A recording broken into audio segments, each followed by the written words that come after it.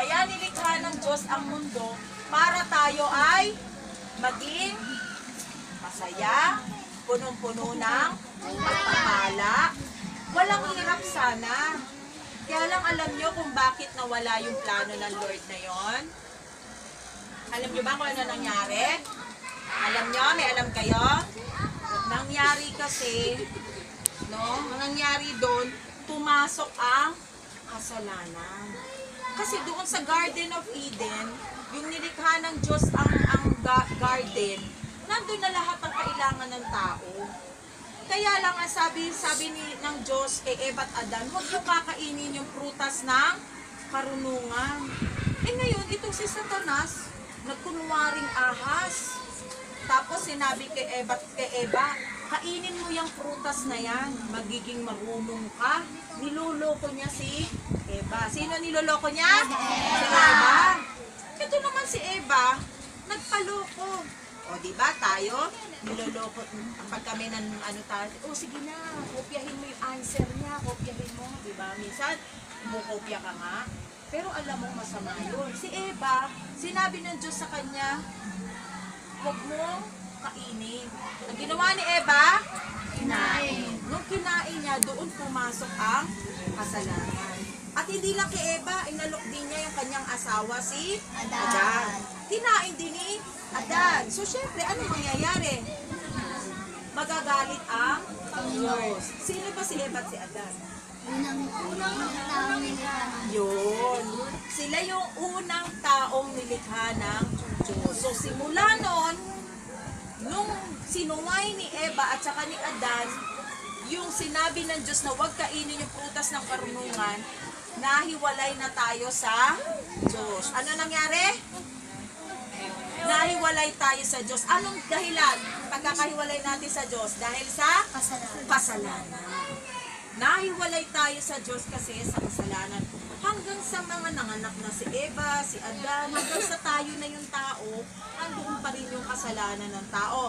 Diba? Kapag ka meron kayong minsan ayaw nyo gawin, kasi alam nyo masama pero nagagawa nyo. Tama ba? Dahil iyon sa bunga ng pagsuway ng mga tao sa inuutos ng Diyos. Naintindihan nyo ba? Alam nyo, yung nagkasala tayo, dapat tayo ay pupunta saan? Dalawa ang pupuntahan ng tao sa langit at saka impyerno. Alam nyo, nung nagkasala ang tao, lahat tayo pupunta sa impyerno. Kasi ang sabi sa Bible, ang kabayaran ng kasalanan ay kamatayan. Alam nyo, nung nagkasala si Eva at si Adan, may namatay sa mga tao. Una, 3. Una, yung espiritu niya namatay. Diba? Namamatay din tayo. Diba? Pag matandang-matanda na o nagkasakit, ano nangyayari? Namamatay. Dapat hindi ganun. Dapat hindi talaga tayo namamatay. Kasi nilikha tayo ng Diyos na kawanis na, eternal. Kaya lang, dahil doon sa kasalanan, sa pagsuway, nakadestino tayo, dapat yung impyerno hindi sa atin. Alam niyo ang impyerno kung kanino? Kay Satanas. Kilala niyo ba si Satanas? Para sa kanya yan eh. Ngayon nainggit si Satanas sa atin, kaya ang ginawa niya, tinutokso niya yung mga tao para maisama niya rito. Pero ang maganda, ang good news, may ginawa ang Diyos para tayo ay hindi mapunta rito. Gusto niyo ba yon? Malaman? Pero bago natin yan, may ipapakita ako sa inyo. Okay. Ano nakikita nyo? Baso! Kunwari, itong baso, kayo. Okay? Kayo. Ano yung mga ginagawa nyo sa nanay nyo, sa mga kaibigan nyo, na mga alam nyong masama? Alam nyong Away. ano? Nang-aaway daw. Dadabog kay nanay. Sige, yan. Kasalanan yan ha. Ano ibig sabihin nitong betadine? Kunwari, ito ay mga kasalanan. Kunwari, ito ay mga kasalanan. Okay. Ano pa yung ginagawa nyo kay nanay? O sa mga kaibigan? Sumasagot, nagtatampo. Lagyan natin. 1, 2, yun. Uy, baka na ano lang, tissue lang. Tissue lang. Baka kasi mamantsa. Ano pa? Sisinungaling. Ha? Sisinungaling. Nagsisinungaling. Naku, ang dami ng kasalanan, no? Ano nangyayari sa baso? Malinis pa ba? Di na po. Nung nilikha tayo ng Diyos, pure tayo, malinis. Pero dahil pumapasok ang kasalanan, tignan nyo ang nangyayari.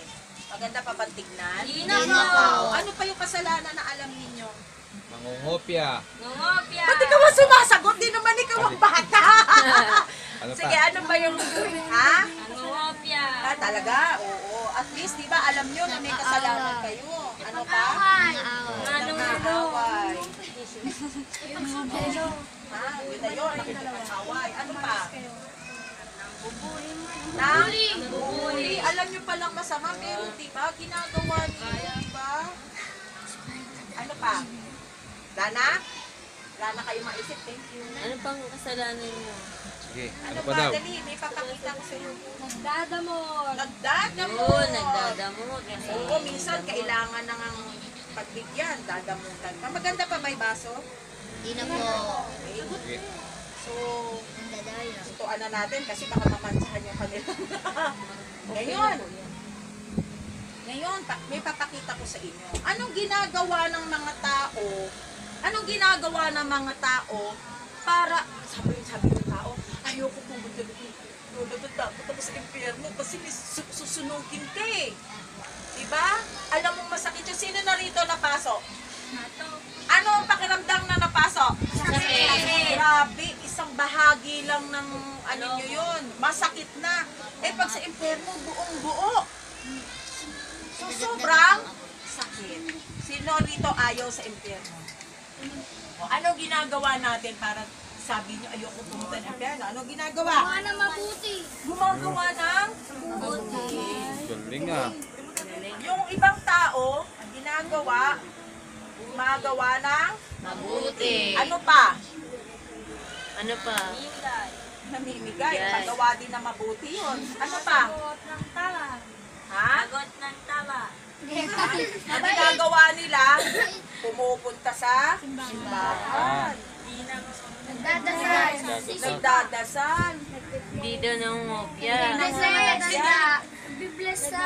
Bibles sa lola. Ayan. Pagalang. Sige, lahat dyan, gumagawa kayo ng kabutihan. Pero ang kasalanan ba nawala? Hindi po. Ha? Tingin nyo nawala? Hindi po. Hindi. Pero alam nyo, ano ang good news? Sabi rito, nung tayo ay nahiwalay sa Diyos, pilit gumagawa ng kabutihan ng tao. No, pilit gumagawa ng kabutihan ng tao para maabot niya yung Diyos. Kaso, siyempre, gaano ba karaming bait ang gagawin ninyo para mapunta kayo sa langit? Marami. Kaya ba? Hindi po. Alam nyo, gumawa ng paraan ng Diyos. Kasi hindi, miski ako miski siya, miski kahit sino, hindi kayang abutin ang Diyos. So ano ang ginawa ng Diyos? Ang ginawa ng Diyos, ibinigay niya yung kanyang bugtong na anak. Kilala nyo? Opo. Sino siya? Jesus. Binigay si Jesus sa atin para kung sino man yung maniniwala kay Jesus, magkakaroon ng buhay na walang hanggan. Hindi na mapupunta ng impyerno, mapupunta na siya sa Langit. Gusto nyo ba yun? Opo. Sabi sa John 14:6, sabi ni Jesus, ako ang daan, ang katotohanan, ang buhay. Walang makakapunta sa Ama, sa Diyos Ama, maliban kay Jesus Christ. Kung hindi ka magkakaroon ng relationship kay Jesus Christ, hindi ka pupunta sa heaven. Paano yun? Di ba sa bahay, pag may kumakatok, pagka hindi nyo makilala, binubuksan nyo bahay nyo? Bakit? Kasi, baka masamang tao. Ganun din sa langit. Kailangan, meron kang, pero pagka nanay mo ang kakatok sa pinto, papapasukin mo? Ate, kuya. Siyempre, bakit?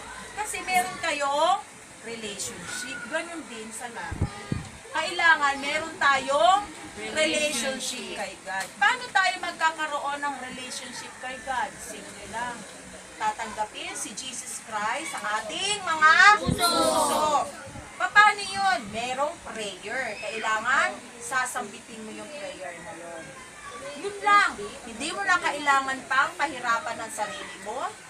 No? Hindi mo na kailangan pang lumuhod mula Quiapo hanggang Baclaran. Kailangan mo lang tanggapin si Jesus Christ. Ganito yan.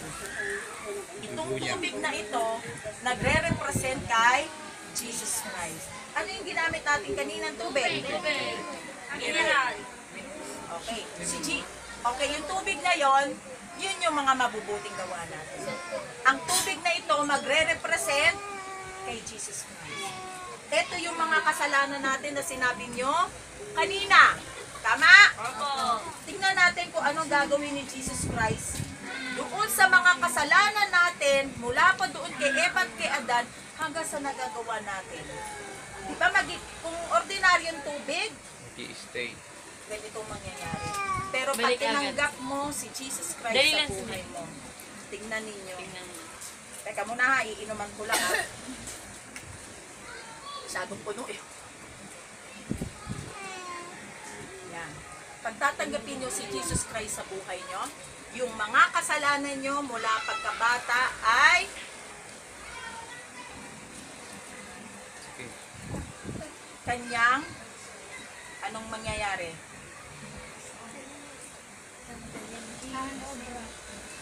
Kanyang lilinisin. Lilinisin. At maya-maya lang, yan ay mawawala na lahat. Dito natin lagay. Mawawala na ang kasalanan. Mawawala na ang, sabi ko na nga ba eh. Okay na.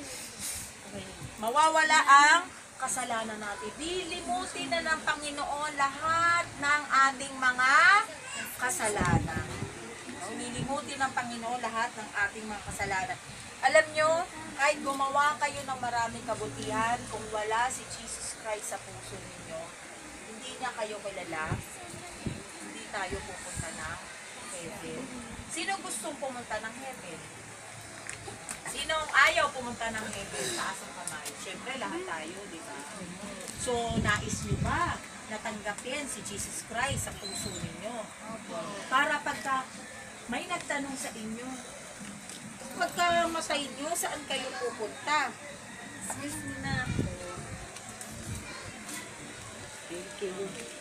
Pagka namatay tayo, saan tayo pupunta? Hindi na. Pag natanggap mo si Jesus Christ, okay lang yun. At least sumasagot siya. Very good, sumasagot. Hindi, kasi mali yung tanong ko eh, kulang. Kukumpletuhin ko yung tanong ko. Kapag tinanggap mo si Jesus Christ, saan ang punta? Langit. Pupunta ka pa ba sa impyerno? Kasi meron ka ng relationship o relasyon sa Diyos. Pagdating mo sa langit, hindi tatanungin ng Diyos, anong religion mo? Catholic! Hindi ganun. Eh, paano naman yung Baptist? Ako Baptist! Ay, hindi ka pwede. Hindi ganun. Ang tanong ng Panginoon, ano ang relasyon ko sa'yo para ikaw ay papasukin ko sa langit? Ano relasyon mo sa Diyos? Kapag tinanong ka sa langit, sasabihin mo ganito, mula nung tinanggap ko si Jesus, ako po ay naging anak na ninyo. Anak na tayo ng Diyos. Anong pagtatanggapin si Jesus Cristo, anong mangyayari sa inyo? Nagiging? Kasasabi ko lang. Magiging anak. Magiging anak na tayo ng Diyos. Ulit. Kapag sinampit natin yung prayer, mamaya, tinanggap mo si Jesus Christ sa puso mo, ano mangyayari? Ulit? Naging anak ng Diyos. Anak ka ng Diyos. Alam mo, halimbawa, yung nanay mo, nanay, ibili mo nga ako, ibili mo naman ako ng pasalubong. Bibili ba kayo ng nanay nyo? Oo, di ba? Pero kapag kayong bata lang sa lansangan, nagpabili sa nanay nyo, ibibili ba ng nanay nyo? Hindi, bakit? Kasi di kilala. Hindi kilala. Walang relasyon, ha? Wala po siyang relationship. Correct. Yun. Miski ako, pag yung anak ko, humingi sa akin ng, halimbawa, humingi sa akin ng hotdog, mama, bili mo akong hotdog, ibibili ko. Kasi anak ko siya. Pero kung yung naglalakad lang sa kalsada na bata, humingi sa akin ng pambili ng hotdog, tingin nyo, bibilan ko? Hindi ko naman siya anak eh. Diba? Ngayon, ganito yun sa Kevin. Kapag kayo ay anak na ng Diyos, syempre, bubuksan ng Lord yung gate. Pasok kayo. Hindi na kayo mapupunta sa impyerno. So, unang magiging ano kayo? Anak na ng Diyos. Magkakaroon kayo ng buhay na walang hanggan o eternal life. Ano yun? Kasi di ba pag namatay tayo, pagdating din Hesus Kristo, mabubuhay tayo ulit. No, itong katawan na to babaguhin. Mabubuhay na tayo forever. So magkakaroon tayo ng eternal life. Yung mga hindi tumanggap kay Jesus Christ, eternal death. Ano yung eternal death? Imagine mo, lilitsunin sila sa impyerno habang buhay. Bayaw natin yan. Pero lahat ng tumanggap kay Jesus Christ, magkakaroon ng eternal life. Isipin nyo, anak na tayo ng Diyos, prinsesa at prinsipe na kayo, meron pa kayong eternal life. Naiintindihan nyo ba? Opo. Ha? Bakit uli pumasok bakit ulit nagkaroon nahiwalay tayo sa Diyos? Dahil sa Kasalanan. kanino nagmula yung kasalanan na yon? Si Eva at si Adan. Sino nanukso? Santa na. Si Satanas. Ano ang kailangan natin gawin para magkaroon tayo uli ng relasyon, mabuhay yung espiritu natin na namatay at magkaroon ng relasyon sa Diyos? Tanggapin si Jesus bilang Diyos. O ano mangyayari pag tinanggap si Jesus? Magiging anak at saka Magkakaroon tayo ng magkakaroon tayo ng eternal life o Buhay na walang hanggan. O, sino rito gustong magkaroon ng relasyon kay Jesus Christ? Ang gagawin lang natin, ipipikit natin yung ating mga mata, tapos susundan nyo ako sa aking panalangin. Lalakasan ninyo para marinig ng, alam niyo, kailangan marinig ito ng ni Satanas na kayo ay anak na ngayon ng Diyos. Naintindihan? O, sige. So, ipikit natin yung mga mata natin. At isipin nyo, nandito si Jesus Christ ngayon at sasabihin mo ngayon sa Kanya ang panalangin na ito. Huwag nyong iintindihin yung katabi ninyo. Kailangan isipin ninyo si Jesus Christ ang kausap. Sige, ipikit ang mga mata. Meron ako nakikita dyan, hindi pa nakapikit. Ayaw yata sa heaven. Panginoon, salamat po. Sa pangako ninyo. Na ako'y magiging anak ninyo. At magkakaroon ng buhay na walang hanggan. Binaamin ko po. Ako po ay makasalanan. Humihingi po ako ng tawad sa lahat ng mga nagawa kong kasalanan. Mula po ngayon, ikaw na po ang maghari sa puso ko, sa isip ko, sa espiritu ko, at sa kaluluwa ko. Salamat po. Isinulat niyo na po ang pangalan ko sa aklat ng buhay. Salamat po. At darating ang panahon, makakasama po namin kayo sa langit, sa mapagsawalang hanggan. Ito po ang dalangin namin. Sa pangalan ni Jesus. Amen. O, palakpakan natin. Sino na ang anak ng Diyos dito? Yes. Sino na ang may eternal life? Sino ang pupunta ng langit? Sino ang pupunta ng impyerno? Wala. Kasi tinanggap nyo na si Jesus. Okay, masaya ba kayo na naging anak na kayo ng Opo. Diyos? Yes. Gusto nyo ba, kasi ngayon,